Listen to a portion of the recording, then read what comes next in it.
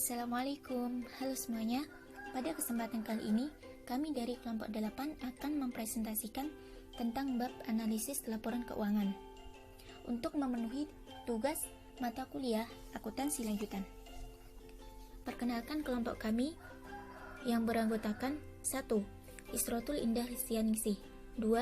Riza Husna Silvia, 3. Sopiah, 4. Tarisa Aprilia Martaayu, dan yang kelima, Nana Dwi Puspita. Analisis dasar keuangan. Menganalisis laporan keuangan berarti mengevaluasi 3 karakteristik perusahaan, yaitu likuiditasnya, profitabilitasnya, dan solvabilitasnya.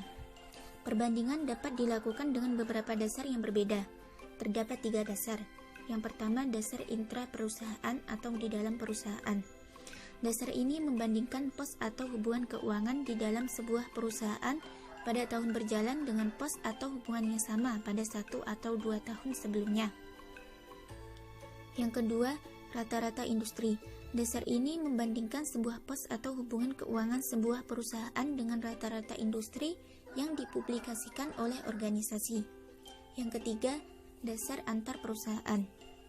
Dasar ini membandingkan sebuah pos atau hubungan keuangan dari satu perusahaan dengan pos atau hubungan yang sama pada satu atau lebih perusahaan pesaing.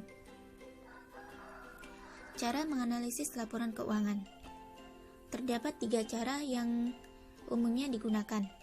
Yang pertama, analisis horizontal.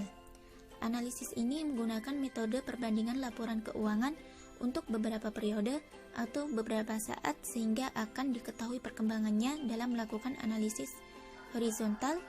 Akun laporan keuangan tahun berjalan dibandingkan dengan akun yang sama pada periode sebelumnya.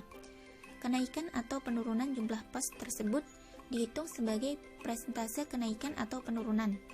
Dalam melakukan laporan dari 2 periode yang berbeda, laporan keuangan yang lebih awal selalu dijadikan dasar perhitungan untuk analisis horizontal.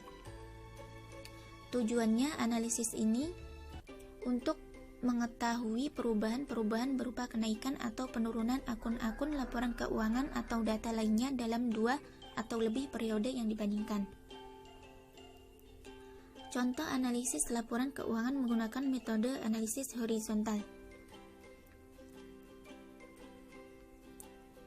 Seperti pada tabel berikut, laporan posisi keuangan atau neraca Unilever. Laporan posisi keuangan menunjukkan bahwa nilai aset lancar perusahaan turun sebesar min 0,53%, namun aset total Unilever mengalami kenaikan sebesar 6,46%. Kenaikan aset total ini disebabkan kenaikan aset tetap yang mencapai 11,54%.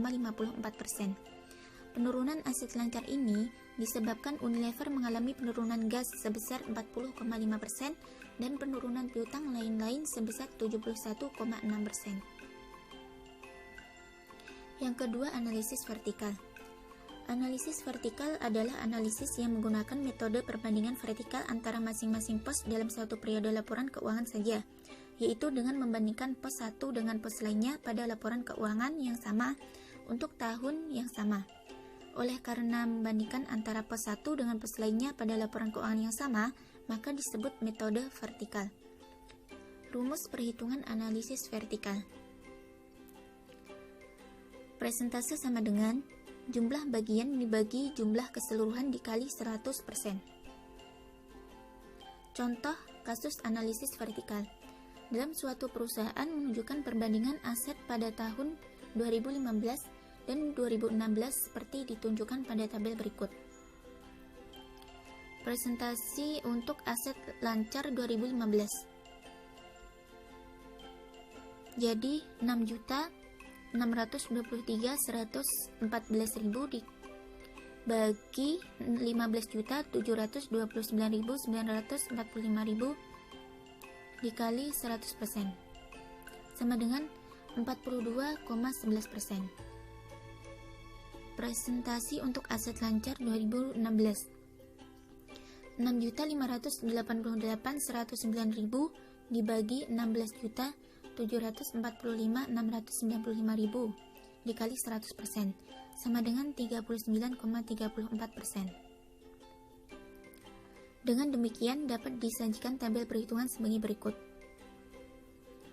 Aset lancar perusahaan mengalami penurunan 2,77% dari tahun 2015 ke tahun 2016, namun aset tetap mengalami kenaikan sebesar 2,77% dari tahun 2015 ke tahun 2016. Total aset meningkat sebesar 1.015.750.000 dari tahun 2015 ke tahun 2016. Analisis vertikal dapat digunakan untuk 1. Membandingkan satu komponen laporan keuangan satu organisasi dengan total patokan kinerja dalam periode yang sama. 2. Membandingkan item laporan posisi keuangan dengan total aset untuk mengetahui sebaran aset dan sumber dana. Dan yang ketiga, membandingkan item penerimaan dan beban atau biaya dalam laporan aktivitas dengan total penerimaan untuk mengetahui proporsi perolehan dan penggunaan sumber dana. Yang ketiga, analisis rasio. Analisis rasio merupakan analisis untuk mengukur kinerja perusahaan berdasarkan data perbandingan yang ditulis dalam laporan keuangan, yaitu seperti neraca, laporan laba rugi, arus kas, dan perusahaan modal. Jenis-jenis rasio keuangan. Rasio likuiditas tujuannya untuk mengukur seberapa mampu perusahaan memenuhi kewajiban-kewajiban jangka pendek. Dalam rasio ini dibagi menjadi beberapa, seperti current ratio atau rasio lancar, rasio cepat atau quick ratio, dan rasio cash. Rasio profitabilitas atau rentabilitas tujuannya untuk mengukur tingkat kemampuan perusahaan dalam memperoleh keuntungan nilai penjualan aktiva dan modal atau gross profit margin atau kemampuan mendapat laba kotor, dan operating income. Yang ketiga, rasio solvabilitas atau leverage ratio tujuannya untuk mengukur kemampuan perusahaan dalam memenuhi kewajiban jangka panjang atau perbandingan kewajiban dengan aset dan perbandingan dengan ekuitas. Contoh perhitungan pada analisis rasio pada PT Maju Semangat. Angka perhitungan di bawah ini untuk tahun 2012 dan disajikan dalam miliar rupiah kecuali hasilnya. Current ratio atau rasio lancar. Aset lancar dibagi likuiditas jangka pendek sama dengan 2.256 dibagi 1.995 sama dengan 1,13 kali.